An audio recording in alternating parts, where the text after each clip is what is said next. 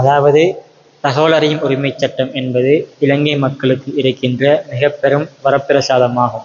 இதனூடாக எமது உரிமைகள் மீறப்படுகின்ற பொழுதோ அதன் தகவல்களை கேட்டு பெற்றுக்கொள்ள முடியும். இது சம்பந்தமாக மக்கள் மத்தியில் எவ்வாறு நிலைப்பாடு காணப்படுகின்றது? ஆர்டிஐன்னு சொன்னால் ரைட் டு இன்ஃபர்மேஷன் அப்படின்னு சொன்னால் நாங்களோட அரசாங்கத்தில் அரசாங்கமோ அல்லது அரசாங்க நிறுவனங்கள் ஒவ்வொன்றிலையும் அரசு ஊழியர்களோ சரி எப்படியான செயற்திட்டங்கள் அடுத்தது எப்படியான நிதி உதவிகள் மக்களுக்காக கொடுக்கப்படுறதுன்னு சொல்லி அது ஒவ்வொன்றையும் நாங்கள் அறிந்து கொள்ளக்கூடிய ஒரு செயற்திட்டம் தான். இப்போ நீங்கள் கேட்டது மாதிரி நானும் சில விஷயங்களில் பாதிக்கப்பட்டேன். சில விஷயங்கள் எனக்கும் நடந்துச்சு. அதிலிருந்து எப்படி நான் வெளியாகிறேன்னு எனக்கு தெரியாமல் இருந்துச்சு.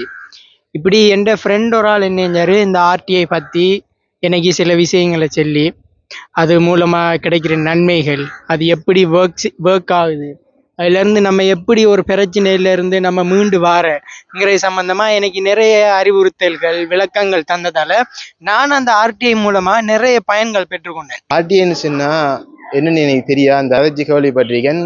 நமக்கு எது அநீதி நடந்துச்சுண்டா அதை நம்ம சட்டையாக கேட்டு நம்ம பெற்றுக்கொள்கிறோம், அவ்வளோதான் தெரியும். மற்றும்படியை பற்றி எனக்கு ஒன்றும் தெரியும். 2016 அந்த காலகட்டத்தில் ரைட் டு இன்ஃபர்மேஷனுக்கான ஒரு வரைவு சமர்ப்பிக்கப்பட்டுச்சு. அதாவது நல்ல வரைவு, அது சொல்ல போனால். அதாவது உலகத்திலே நம்ம கம்பேர் பண்ண போகல இங்கிலாந்து மற்றும் சில நாடுகளுக்கு அங்கால 3வது சிறந்த ஒரு ரைட் டு இன்ஃபர்மேஷனுக்கான சட்ட வரைவை முன் வச்ச நாடா இலங்கை இப்பயும் இருந்துகிட்டு இருக்கு.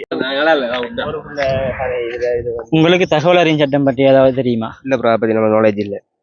உங்களுக்கு ஏதாவது தெரியுமா ப்ரோ? சரி bro, I don't know about it. உங்கள் கருத்து? ஓம் ப்ரோ, நான் கேள்விப்பட்டேன். என்னென்னா நம்மளோட உரிமை மீறப்படும் பட்சத்தில் அதன் மூலமாக நம்மளோட தகவல் அறிஞ்சு கொள்ளலாம், அந்த சட்டத்தின் மூலமாக கேள்விப்பட்டேன். உங்களுக்கு தகவல் அறியும் உரிமை சட்டம் சம்பந்தமாக ஏதாவது பற்றி தெரியுமா உங்களுக்கு? எனக்கு தகவல் அறியும் சட்டம் தெரியும், ஆனால் போதுமான தெளிவு அதில் இல்லை. அந்த அளவுக்கு. உங்களுக்கு எப்படி?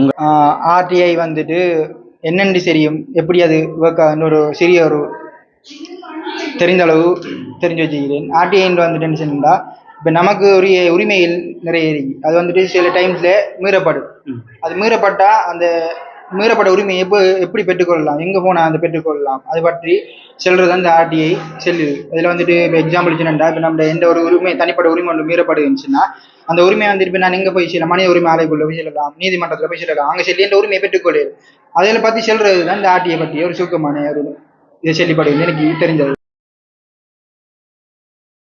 எனவே தகவல் அறியும் உரிமை சட்டம் என்றால் என்னவென்று மக்கள் இவ்வாறு தான் அறிந்து இருக்கின்றனர். இந்த தகவல் அறியும் உரிமை சட்டமானது எமது உரிமைகளோ ஏதோ ஒரு விடயத்தில் நாம் பாதிக்கப்படுகின்ற பொழுது அரசாங்கம் ரீதியாகவும் பாதிக்கப்பட்டால் நமக்கு ஏன் இந்த அநீதி நடந்திருக்கின்றது என்பதை அரசாங்க அலுவலகத்திடமோ உரிய அதிகாரிகளிடம் சென்று கேட்டு பெற்றுக்கொள்ள முடியும். இளைஞர் மக்களாகிய நீங்கள் இந்த தகவல் அறியும் உரிமை சட்டத்தின் ஊடாக உங்களது உரிமைகளை தயங்காமல் பெற்றுக்கொள்ளுங்கள்.